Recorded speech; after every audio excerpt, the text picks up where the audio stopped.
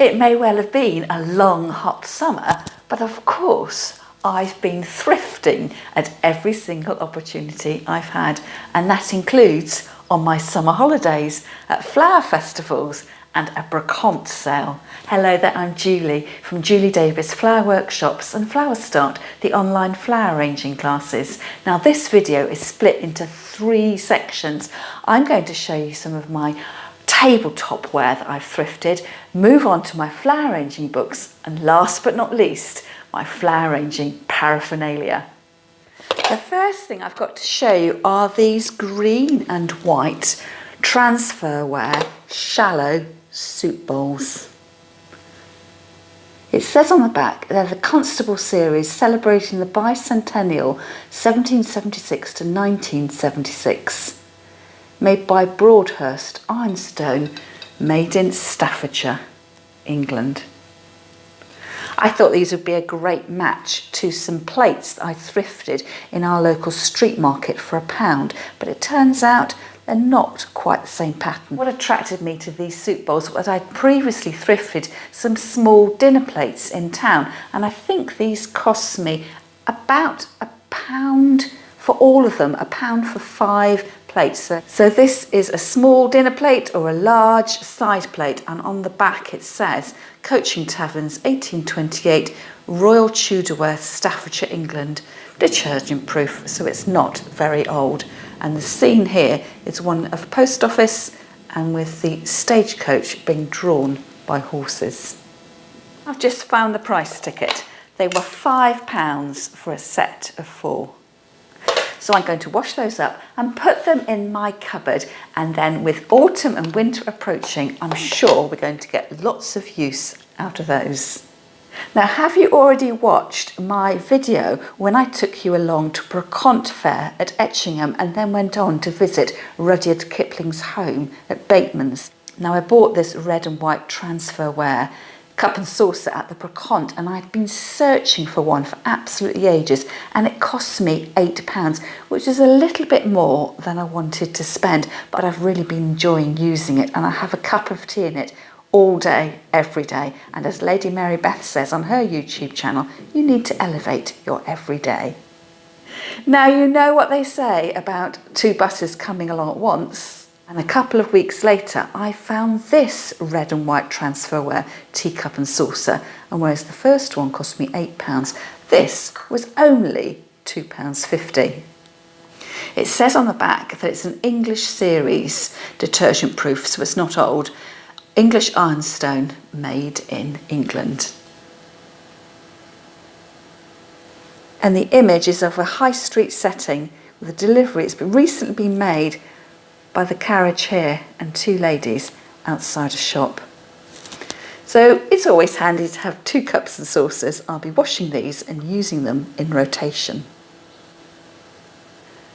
This next piece is a candlestick holder, and I'm reasonably sure that I've seen this for sale in charity shops reasonably recently. It's quite intriguing. It's got this little twist turn key here where you can lift the candle up and down, and I've never previously bought it. Number one, I don't really need it, and the price wasn't right, but I went to a flower festival recently. In fact, it's the one where I did an exhibit, so if you haven't already watched that video, I'll leave a link to it in the show notes underneath this video. So the reason I bought this was it only cost me £1, and I could definitely afford that. Now, the thing with older candlesticks is you'll find that your modern taper candles don't fit in them. But luckily, I've got one that does fit, and this is a candle my sister gave me for my birthday, a set of 4 in different colours, and I can slide that in to the top section there, and the candle will drop down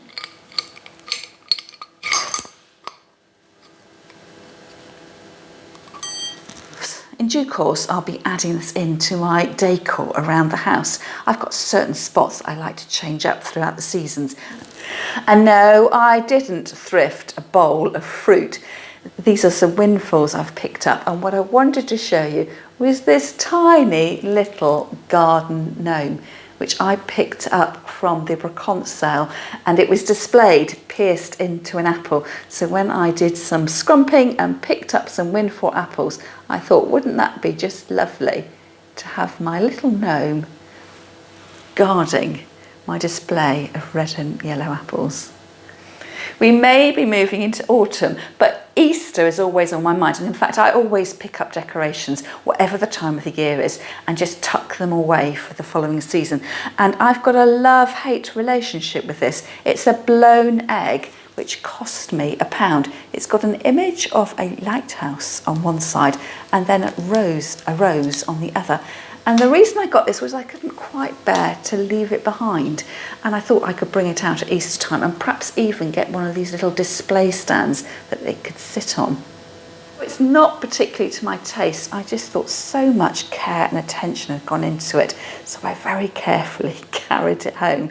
And on the egg theme, I've picked up this little container, which I think was £1 or perhaps even a £1.50. I don't normally like little trinket boxes, but again, I was drawn to the fact that it was egg-shaped. And what I can't quite understand, though, is why the motif is upside down. I think I would display this so the more bulbous end of the egg was the bottom, and in which case the bouquet of flowers is the wrong way up. So let me know in the comments whether you would display it like this, or whether you prefer it sort of pointed end down. And the mark on the back says, made by Palissy, a Royal Worcester company, Rington's Tea. I've had this jug sitting on my kitchen window because I need to wash it out. So this was also £1, which I bought at the church flower festival I visited. I don't know about you, but I recognise this jug. I think it's the same kind of water jugs that Ask used to have in their restaurants. And my husband and I have always admired them. It does need a really good clean out. And the problem with these kind of containers is how you actually get your scrubbing brush in there to clean the bottom. I'm not sure whether I'm going to use it for a jug for water on our table, or whether to use it as a vase.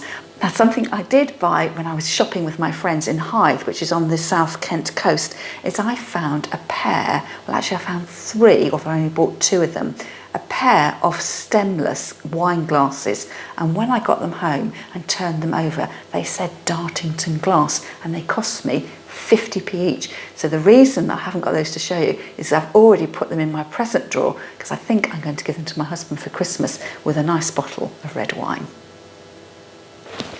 Shall we move on to the books? I've got a fair few. So where did they come from? This one, Better Homes Flower Arranging, came from a church when we were on holiday. We love going to visit churches. Normally there's a toilet, there might be a bit of refreshment. Quite often there's a bric-a-brac sale raising money for church funds. And I think I probably put £1 in the collection box for this.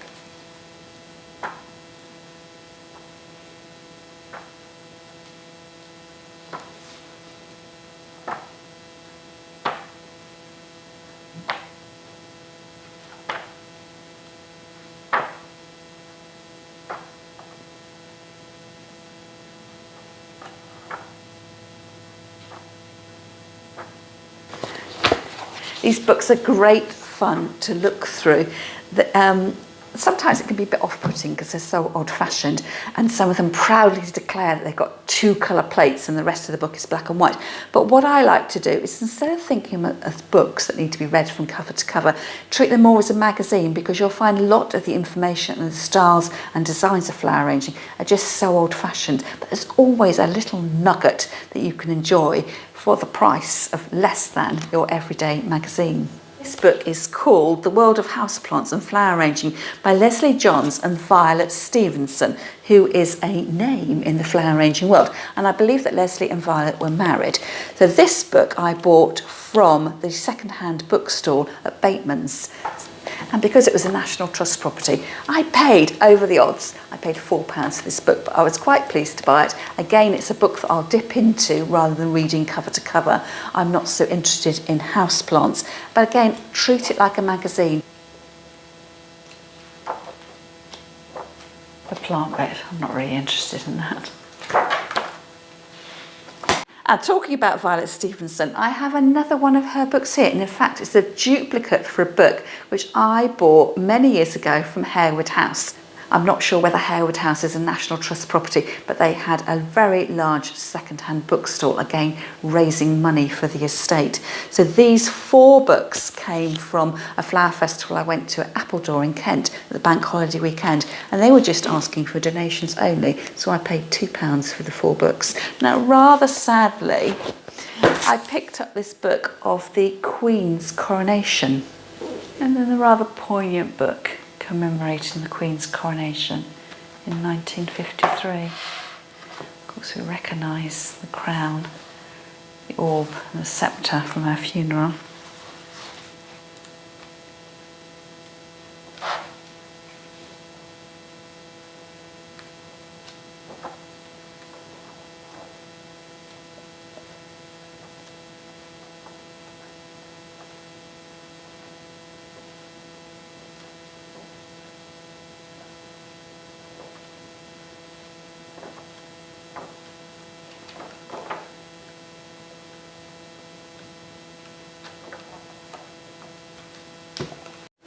Did you know that Woman's Own did books too? So this is another older book. Just look at the front page inside. Really of its time. I'm guessing that must be from the 60s. Yes, printed in 1966, the year of my birth. Again, black and white, but I did notice as I flicked through there's some pin holders there. So as we're moving to go foam free, these old-fashioned books are just an absolute goldmine in terms of information and well worth buying. And quite often when you buy a book, there's a little secret gift inside. And here, someone has pressed this lovely little leaf. I wonder why they chose that page. Was it because of the colour? I don't know. And of course, dried flowers are all the rage at the moment, dried flower gardening. Now, I am no gardener, although I enjoy working with flowers. I actually prefer fresh flowers, but the dried flowers are really on trend at the moment. So to keep my teaching up to date, I do need to keep, abreast of current trends in floristry and flower arranging. Some of these arrangements, again, a little bit dated, but what I'm particularly interested in are the lists of flowers that can be dried in order that when I get questions from my learners in class, I will have all the information at my fingertips. And then the Violet Stevenson books. What date do you think that was published? Let me know in the comments. Now, this originally cost 25 shillings, which I think is slightly more expensive than the one that I've already got, which I think was 18 shillings. So this was originally published in 1952, and the 4th revised edition published in 1966. And this is the one with the black and white images that they do proudly proclaim in the blurb at the front of the book that they've got 4 colour plate images. I think looking at that, winter, it must be spring, summer, autumn and winter. Now we've reached the 3rd part of the video when I can share with you what I've been thrifting in terms of actual flower arranging containers. And as I say, I have thrifted on my summer holidays, I've thrifted at Broconts, and I have thrifted at church flower festivals too. So one of the first things that I found was very large, and I was slightly nervous about getting it home from my summer holidays. If you're a member of my free Facebook group, Flower Start World, you might guess what I'm going to show you next. I've kept so quiet about it in the group as I didn't want to spoil the excitement. I've bought myself a swan. This again is one of those things I can't decide whether I love it or hate it. I first spotted this sitting with its pair in the high street of the little seaside town we were staying in.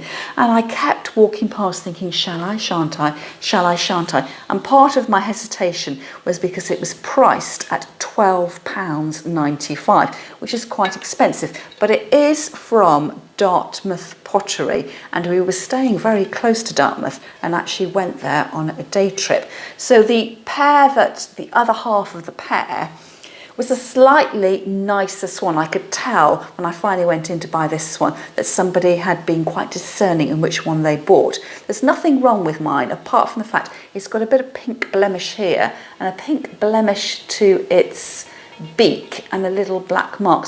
So just the smallest of blemishes, and if you saw this on its own you wouldn't think anything about it. What I like about it is all the definition, and when you see the more modern swans, they don't have this intricate detail, and I run my fingers over, it's catching in all the grooves that are defining the feathers. So I got this home and I unpacked it straight away because I didn't want it damaged. I just imagined the neck was going to break. So I've had this sitting out in our dining room to the horror of everybody else in my family. What exactly am I going to do with it? I think probably I'm going to plant some spring flowering white bulbs in it. Narcissi, paper whites, I think hyacinths will be too heavy, and that way I'll actually put it into use. But whether I keep it, that's another matter. But again, I just felt I couldn't leave it alone on the charity shop shelf, especially as its mate had already been sold. One of my friends had recently bought some of these metal flower grids, although I don't think hers had these little prongs at the bottom. So when I went to the flower festival at Appledore and spotted this little container, I thought, oh yes, I'm going to have that. So this cost me £1.50, and it is Fenton China Company, English bone china. And when I looked this up online, I think this might actually be worth a little bit more than £1.50, perhaps in the £10 to £15 range. And I can't decide what to do with it because I don't really like the pattern of the bowl there. I bought it purely so I could have that little mounded grid, which I thought would sit quite nicely in other containers. So let me know in the comments, what should I do with it? Keep it as is, just keep the grid, donate the bottom to the charity shop, or perhaps I should sell it to somebody who would appreciate it as a complete piece. And at the same flower festival, I bought this little black vase, which has a stamp on the back which says Prinknesh. So that, I believe, is quite a well-known make. And I can't remember the detail other than the fact that one of my ladies who belongs to my free Facebook group, I think she collects this kind of pottery. I think it's made by monks originally. And if you know anything about the Prinknesh pottery, why don't you leave me a comment and share your expertise with me? If you follow along with my thrifting videos, you might recognise this piece. It's the same shape as one I shared with you last time, and I will leave a link to the playlist if you're obsessed with thrifting and charity shop buying like I am. This cost me £1. The original piece I had a glass flower frog inside, but the flower frog was round and the base of the container was square, and I didn't think they went together. So actually I kept the glass block and then redonated the container back to the flower charity shop. And then a couple of weeks later I found this container, which has actually got a glass flower frog that fits inside and just seems to be a much better fit. So the two combined costs me £1. And again, it's just quite nice having these different flower frogs, and I can use them in other containers. So that would fit inside the mouth of a corner jar, perhaps resting on the top, or even down inside the throat of a vase, just giving you those extra holes and support for your flowers so they don't slop to one side. And I've got another glass flower block here. I must really make a mental note not to buy any more, because I believe this is the third one I've got in plain glass of approximately the same size. But I was on holiday and I was enjoying having a bit of free time by myself, and I got carried away. So this one costs me £2, and I've married it up with this little pressed glass bowl, and I thought the two went really well together. And on the subject of arranging flowers in a glass flower block, have you seen the video that I posted when I showed you how I arrange my dahlias in a glass flower block? If you haven't, I'll leave a link to that in the show notes underneath this video.